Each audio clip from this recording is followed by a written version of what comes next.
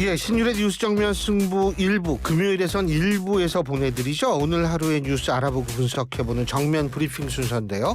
오늘도 김영민 아나운서 함께하겠습니다. 안녕하십니까? 네, 안녕하세요. 예, 이 윤석열 대통령을 경찰이 이게 무슨 얘기예요? 특수 공무집행 방해 혐의로 입건을 했다? 이게 뭐예요? 네, 쉽게 말해서 이제 윤 대통령이 경호처를 동원해서 자신에 대한 체포영장 집행을 예. 저지하려 했다 이런 혐의인데요. 예.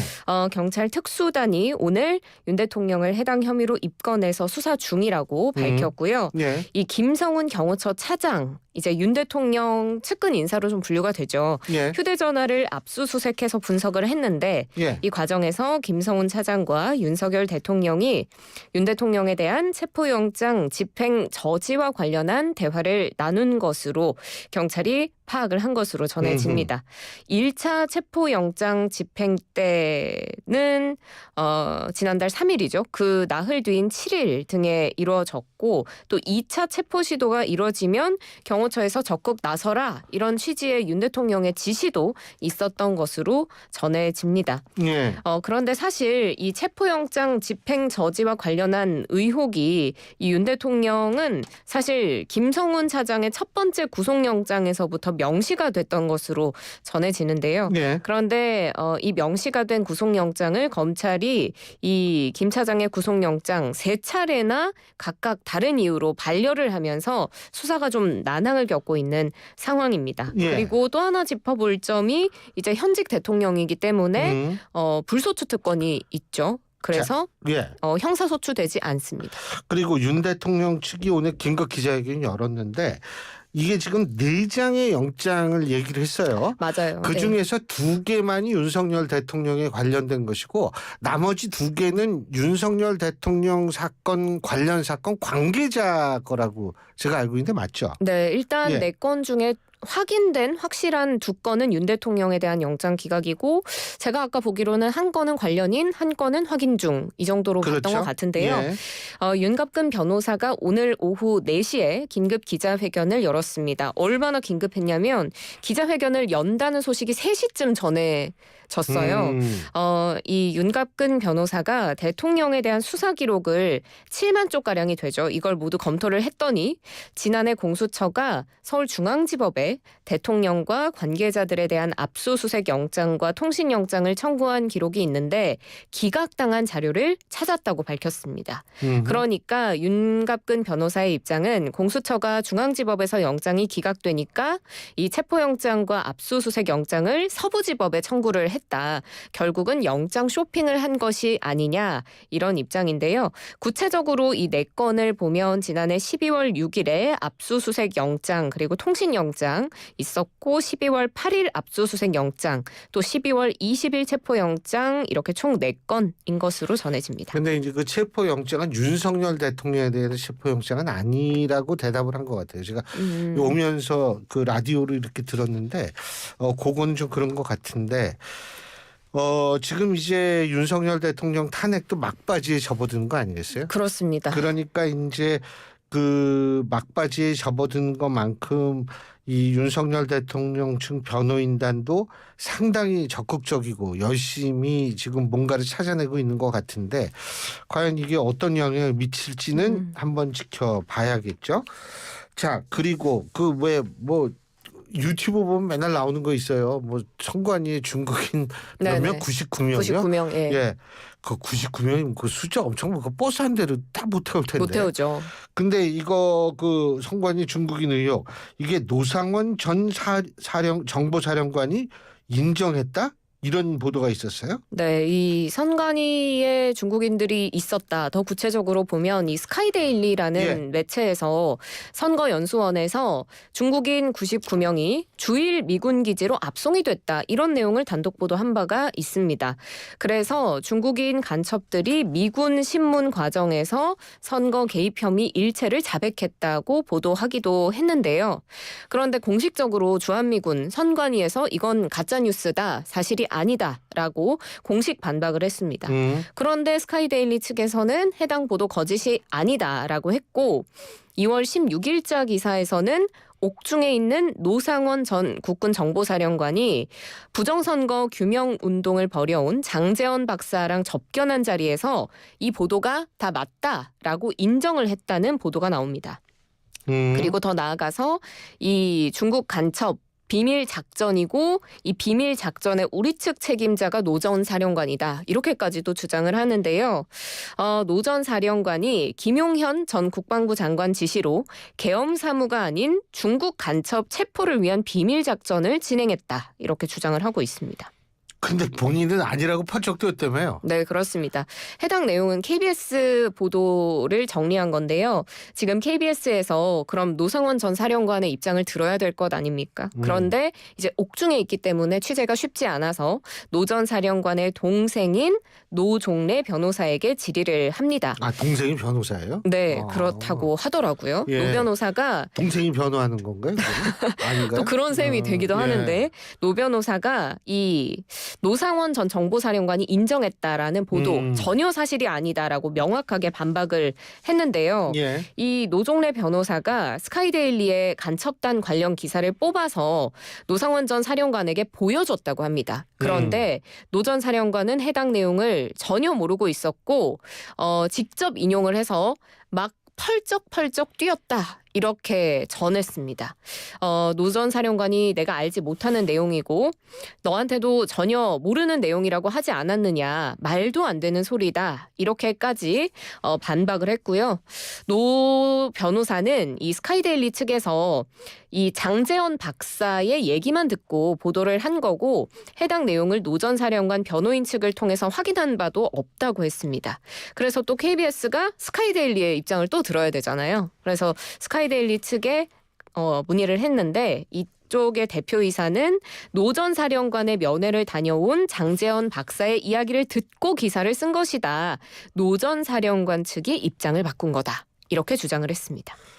아니, 그러면은 이제 다시 노 전 사령관이라는 사람, 이 사람이 노상원, 네. 이 사람하고 장재현 박사라는 분이 진짜 면회를 갔었는지 이것도 뒤져봐야 되는 거 아니에요? 이게 끝이 없는데, 근데 이거 저는 이 99명이나 되는 사람 어디로 갔다 이거 진짜 너무 과한 얘기죠, 진짜. 예, 근데 이런 문제, 이런 의혹을 제기한 사람이 유튜버라고 그러죠? 네, 그렇습니다. 일단 KBS에서 이 사람에 대한 인터뷰를 합니다. 이 남성이 자신이 이 간첩 보도의 취재원이다. 라고 직접 주장을 했는데요. 이 남성 아마 많이들 아실 텐데 요즘 이런 다양한 현장에서 캡틴 아메리카 복장을 입고 나타나서 뉴스에 많이 나오는 방패도 이렇게 갖고 다니고 그러더라고요. 네, 그 남성 당사자입니다. 이 사람이 중국 간첩 의혹을 제기한 사람이다라고 스스로 밝힌 건데요. 예. 스스로 실명을 밝혔습니다. 그렇지만 일단 안 씨라고만 칭하겠습니다. 스스로를 미군 예비역이라고 소개를 하고요. 트럼프 일기 때 활동하던 블랙 요원이다 이렇게 주장을 합니다. 자신이. 예. 그리고 바이든 정부 때 복귀를 하지 않아서 행방불명자 처리가 돼서 미국 신분이 말소가 됐다라고 자기 자신에 대해서 설명을 하고요. 자신이 스카이데일리의 간첩단 사건을 제보한 사람이고 그 보도를 시작으로 최근에 나온 노상원 기사 전까지 자신이 다 보도에 관여를 했다라고 주장을 합니다. 그리고 메일로 기사 교정까지도 받다고 해요. 그래서 처음에 최초로 이 보도를 했던 스카이데일리 측의 기자가 자신이 불러주는 대로 기사를 쓰면 그 기사를 자신이 한 번 더 보고 최종적으로 교정까지 봤다라는 주장입니다. 그래서 스카이데일리 측에 KBS가 다시 질의를 했는데 스카이데일리 측은 여러 소스 중에 한 분으로 소통한 사실이 있다라고 인정을 했습니다만 취재원이 이 사람 한 명이 아니고 전현직 국내외 정보기관의 취재원들과 백악관을 포함한 미국 현지 취재원들이 참여를 해서 이 첩보를 선별하고 확인하는 과정을 거쳤다라고 해명을 했습니다. 그런데 좀 더 규명을 해야 될 부분은 지금 이 안 씨 정말로 미군 출신인지는 아직 확실하게 밝혀진 바가 없습니다. 블랙이라는 거는요. 네. 본인이 블랙이었다며요. 그러면 블랙은 밝히기는 좀 힘들 텐데. 근데 하여간 제가 볼 때에는 좀 이 부분이 좀 너무 좀 황당한 부분이 있다라고 저는 개인적으로 생각을 하기 때문에. 근데 이 캡틴 아메리카 이 복장하시는 이분 경찰에 체포됐다고 그러네요. 네, 그렇습니다. 어젯밤에 이제 남대문 경찰서에 난입을 하려다가 현행범으로 체포가 됐는데요. 남대문 경찰서예요? 네, 1층 출입 유리게이트, 그 유리게이트 사실 띡 찍어야지 들어갈 수 있는 거잖아요. 그렇죠. 네, 그걸 깨고 내부로 진입을 하려고 해서 재물 손괴 및 공용 물건 손상 등의 혐의로 체포가 됐습니다. 경찰서로 와서 빨리 자신을 조사해달라 이렇게 요구를 했는데 경찰에서 이를 거부하자 범행을 저지른 것으로 지금 전해지고 있는데요. 사실 캡틴 아메리카 이 안 씨에 대해서 많은 분들이 알고 계신 이유는 이런 행동들이 이번이 처음이 아니기 때문입니다. 국가인권위에도 가지 않았어요? 네, 맞습니다. 네. 말씀하신 게 지난 10일에 캡틴 아메리카 복장으로 국가인권위원회에 찾아가서 탄핵 찬성 세력의 출입을 막겠다라고 엘리베이터를 가로막고 서기도 했고요. 지난 14일에는 주한 중국 대사관 난입을 시도해서 건조물 침입 미수 혐의로 현행범 체포가 됐다가 풀려난 바 있습니다. 아니 근데 이게 좀 요새 하도 시국이 이렇게 하다 보니까 굉장히 여러 가지 확인되지 않은 정보들이 막 돌아다니고요. 그리고 이 확인은 뭘 확인이냐면 그 정보하고 사실은 다르거든요. 그러니까 사실로 확인되지 않은 정보들이 너무 많은데 문제는 이러한 정보를 또 전파하는 유튜브 같은 채널들이 있고 그걸 본 분들이 아 이거는 진짜구나라고 생각을 본인의 판단에 의해서 사실로 믿는 거거든요. 근데 사실로 믿는다는 것과 사실이라는 거는 다르잖아요. 다르죠. 그래서 이게 참 좀 여러 가지로 좀 걱정이 되는데 이럴 때일수록 레거시 미디어의 역할이 전 굉장히 중요하다고 생각합니다. 그러니까 이 게이트키핑 기능도 있고 이렇게 되면서 여러 가지 의견이 있을 수 있어. 뭐 우리가 사실 뭐 인터뷰할 때도 한쪽 얘기를 들었다가 뭐 다음 날이나 그 이후에 또 다른 쪽 얘기를 듣듯이 이게 좀 균형을 잡으려고 하는 노력 같은 것들 이런 것들을 이 미디어의 수용자들이 좀 잘 생각을 해봤으면 좋겠다는 생각이 들어요. 저는요 어떤 생각 드는지 아세요? 옛날에는 SNS 이게 정치에 굉장히 안 좋은 역할을 끼친다 이런 생각을 했어요. 그 실제로 팬덤이 SNS 때문에 생기는 거거든요. 네. 근데 요새는 SNS는 이제 아무것도 아니더라고요. 유튜브가 엄청나졌어요. 맞습니다. 그래서 이걸 어떻게 해야 되는지 진짜 이것도 참 걱정은 됩니다. 이거 끝나면 이 유튜브 좀 시들해지면 또 딴 게 그럴 텐데 어떤 건지 모르겠어요. 증강현실 막 이런 건가? VR, VR. 이게 현실이야 이렇게 느낄 수도 있잖아요. VR 그거 근데 진짜 그거 괜찮아요. VR 그거 해보면은 네. 그거 좋습니다. 전 그런 쪽에 관심이 많거든요. 아 정말요? 얼리 어답터시네요, 교수님. 네, 전 그런 쪽에 나이가 먹었어도 그런 쪽에 굉장히 관심이 많아서 꼭 괜찮아요. 네. 네. 근데 많이 시켜 먹죠 젊은 사람이니까. 음식이요? 음식. 네, 피곤하고 귀찮으면 가끔씩 시켜 먹는 것 같아요. 피곤하고 귀찮은지 않으면 해 먹는 경우도 있어요? 네. 이게 그래도 비용이 좀 들잖아요. 왜냐하면 1인 가구한테는 부담스러운 최소 주문 요금이 조금 적용이 돼서 저는 한 일주일에 한 번 하면 많이 먹는 편인 것 같아요. 아니 근데 그 배달료도 엄청 비싸더라고 진짜. 네. 근데 이 배달의 민족 이 배달 앱 중에 뭐 제일 크다고 그러더라고요. 배달의 민족하고 또 하나 큰 저거죠. 쿠팡이츠 상생 요금제를 시행한다고 하는데 뭐 이게 누구랑 상생하는 거예요 이게? 모두가 상생하는 그런 방법을 도출을 했다고 하는데 구체적으로 어떤 내용인지 전해드릴게요. 배달 플랫폼 업계 1, 2위 배달의 민족 쿠팡이츠죠. 다들 한 번쯤은 사용을 해보셨을 것 같은데 중개 이용료를 인하합니다. 상생요금제를 발표를 한 건데요. 지금은 수수료가 9.8%라고 합니다. 그런데 이걸 매출을 기준으로 매출 구간을 나눠서 2%에서 7.8%까지로 차등 적용을 하는 방식으로 바뀌는 거거든요. 배달의 민족은 오는 26일부터 이제 며칠 뒤부터 적용을 할 예정이고 쿠팡이츠 역시도 4월부터 상생요금제를 적용합니다.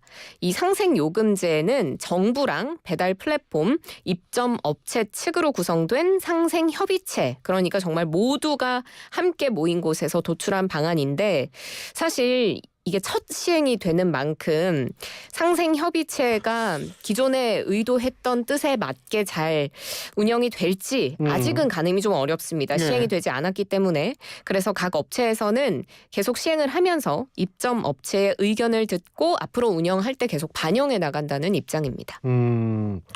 아니 배달의 민족 같은 데서 뭐 가끔 문자가 와요. 네. 쉿, 비밀이에요. 뭐 이런 거 있잖아요. 맞아요. 예. 김영민 봤죠? 고객에게만 예, 뭐 넣어주는 쿠폰. 그렇죠. 그런 거. 저한테만 온 줄 알았는데 교수님한테도 그래요? 가나 봐요. 나도 깜짝 놀랐어요. 지금 나만 받은 줄 알았더니 김영민 아나운서도 받았네. 네, 그러네요. 근데 이게 뭐 상생요금 뭐 이름은 좋아요. 근데 두 업체 간에 좀 차이가 있다 그러네요. 네, 중개 이용료는 2에서 7.8% 동일한데 이 차등 수수료 구간을 산정하는 방식에서 좀 구체적으로 차이가 있더라고요.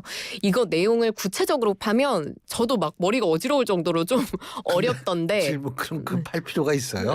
예? 결론만 아니, 알면 안 되나? 최대한 자세하게 해드리려고 해보다 네, 보니까 이 내용이 많더라고요. 그런데 쉽게 좀 정리를 해드리면 이 구간을 산정하는 방식, 몇 단계의 매출인지를 산정하는 방식이 다른데 배민은 3개월 내에 배민 1 플러스를 하루 이상이라도 이용을 한 업주를 대상으로 일평균 배달 매출을 계산을 해서 구간을 정하게 되고요. 입점 업체들은 배달의 민족 셀프 서비스를 통해서 자신이 어떤 구간에 있는지 확인을 할 수 있도록 했다고 합니다. 쿠팡이츠는 구간 산정 방식이 좀 다른데 월 기본 중개 이용료를 최고 구간인 7.8%로 일단 적용하고 매월 1일부터 말일까지 실제로 월 매출액이 얼마 나왔는지 기준으로 해서 다음 달에 환급을 해주는 방식으로 진행을 한다고 합니다.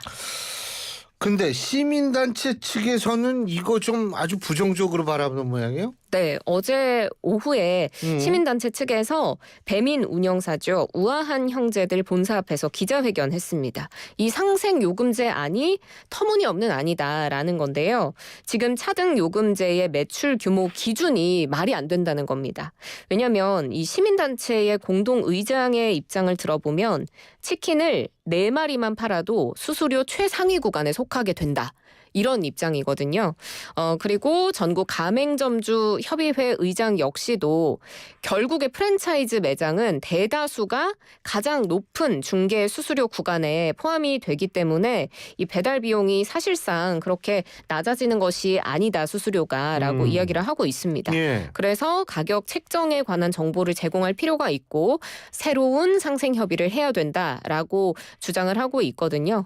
그리고 민주당 을지로위 소속의 민병덕, 남인순, 김남근, 이강일, 염태영 의원 역시도 이 기자회견에 참석을 했습니다. 정부가 상생 협약을 했다는 것을 이 생색내기를 위한 몸짓을 거짓으로 보인 것뿐이다라고 민병덕 의원이 비판하기도 했습니다. 을지로 의원 아직도 있구나. 어. 예. 반갑네요. 오래간만에 들으니까. 근데 뭐 어쨌든 제가 볼 때에는 업주들의 입장과 소비자의 입장을 좀 잘 살렸으면 좋겠는데 이 배달의 민족 이게 제 기억으로는 이게 독일계 기업일걸요? 그 지분이 지분이 독일 팔리고 쪽이 제일 하는 네. 많을 거예요. 예. 근데 요새는 뭐 전 세계에 어디서든 다 음식 배달하는 이 업체들이 있으니까요. 맞습니다. 예. 그러니까 뭐 그 우리나라만큼이나 많은 것 같아요. 근데 이제 사실 우리나라는 음식 배달 앱이 그래도 비교적 따로 있잖아요. 네. 물론 이제 전체적 지금 배달의 민족에서 뭐가 왔네. 그래요? 뭐라고 왔어요? 예, 뭐라고 하냐고요? 네. 너무 상호명이 나오면 안 될 것 같긴 한데. 네, 아니요, 뭐 이거 이 사람 이분들이 지금 방송을 듣고 계신가 봐요. 100% 당첨되는 뭐 무슨 쿠폰. 그거 하면은 1,000원, 2,000원 막 이런 거 나와서 슬플 때도 있고요. 그렇죠. 근데 어쨌든 제가 볼 때는 뭐 배달의 민족 이런 쪽이나 이런 데가 조금 전 사회적 기업이 되라는 것은 아닌데 좀 뭐라 그래야 되나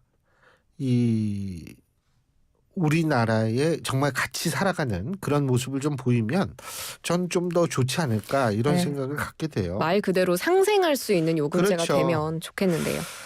그리고 이 중국의 테무라는 거 있죠. 이게 네. 그 뭐죠? 네, 맞죠. 알리익스프레스 익스프레스. 그거하고 테무하고 뭐 여러 가지가 있는데 이게 지금 아주 저가 시장으로 우리나라에서 많이 갑자기 영향력이 커지고 있죠. 네, 근데 그렇습니다. 우리나라 전자상거래 시장에 직접 진출하기로 했다고 그러네요. 이게 무슨 얘기예요? 네, 테무가 그 전자상거래, 이커머스라고도 부르죠. 우리가 흔히 아는 쿠팡땡, 그리고 쥐바땡겟 뭐 이런 거 있잖아요. 그런 시장에 중국 기업인 테무가 우리나라 시장에 직접 들어와서 이제 판매를 시작한다라는 겁니다.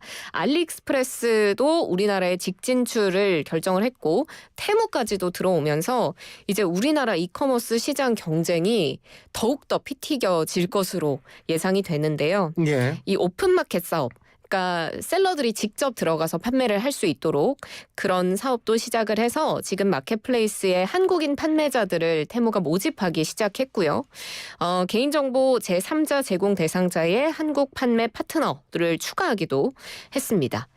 그런데 아직 좀 한국 시장을 공략하겠다라고는 했으나 본격적으로 시작된 건 아닌 것 같기도 한 게요. 네. 지금 뉴시스의 보도를 보면 테무의 한국 법인이 주소지를 이제 사업장을 등록을 했는데 종로에 있는 한 공유 오피스로 등록을 해놓은 상태라고 하더라고요. 그리고 이 공유 오피스 업체의 관계자 이야기를 들어보면 주소지 사용을 위한 계약을 맺은 것은 맞는데 아직 실제 사무실이 운영되거나 직원이 있는 것은 아닌 것으로 안다고 밝혔거든요. 그래서 앞으로 이제 좀 사업을 어떤 식으로 키워나갈지 언제가 될지는 지켜봐야 될 것 같습니다. 근데 이제 이 테무라든지 알리익스프레스라든지 중국 계통 저게 트럼프 행정부 들어선 이후로 실제로 그 중국으로부터 들어오는 이 소포나 이런 물건들에 대해서 상당히 여러 가지 제한적 조건을 걸기 시작하지 않았습니까? 네. 그러니까 이제 국내에서는 굉장히 힘들게 되면 아무래도 다른 그 출구를 찾아야 되는 거 아니겠어요? 네. 그러면 다른 출구 중에 가장 중요한 나라가 또 우리나라일 수 있으니까 이런 것 같은데 지금 중국 하면 떠오르는 거 뭡니까? 예를 딥시크. 들면 딥시크 문제든지 이런 걸 봤을 때 이게 뭐 개인정보 유출 보호 문제 이런 거 아니겠어요? 그런 예. 문제도 제기가 되고 있습니다. 많이들 걱정을 하시는데 실제로 그 테무가 개인정보 처리 방침을 최근에 바꿨대요. 원래는 해외 송금 관련한 정보만 해외로 이전하도록 했었는데 이제는 이용자의 전화번호, 주소, 문자 메시지, 거래 금액, 사용 데이터까지 해외 기업에 넘길 수 있도록 방침이 바뀌었습니다. 그래서 뭐 중국뿐 아니라 한국, 미국, 싱가포르, 일본, 호주, 인도네시아 이렇게 6개국의 27개 기업은 테무의 우리나라 이용자 데이터를 볼 수가 있습니다. 이 개인정보 처리 방침에 동의를 안 하면 테무를 이용할 수가 없는 겁니다. 그래서 이 활용 범위, 수집 범위가 굉장히 많이 늘어났기 때문에 이걸 관리할 수 있는 법적인 제도나 방안이 필요할 것 같고 혹시나 모를 유출 사고에 대비할 수 있는 대책도 필요하다라는 목소리가 나옵니다. 아니 그 27개 기업 그러니까 결국은 이런 이용자 데이터를 본다라는 거는 돈 주고 볼 거 아니에요. 그렇지 않습니까? 아, 그럼 이게 또 사업의 어떤 이거는 더 안 좋은 거 아닌가 이런 생각이 얼핏 들어서 좀 그런데 요새는 굉장히 여러 가지 얘기들이 너무 나와가지고 그러니까 뭐 예를 들면은 중국산 뭐 예를 들면 홈 시큐리티를 위한 CCTV라든지 이런 것들 데이터가 넘어갈 수 있다 뭐 별 얘기들이 다 나오니까 좀 여러 가지로 좀 기분이 좀 안 좋은 건 사실이에요. 예. 그래 오늘 여기까지 합시다. 수고하셨어요. 고맙습니다. 예, 김영민 아나운서였습니다.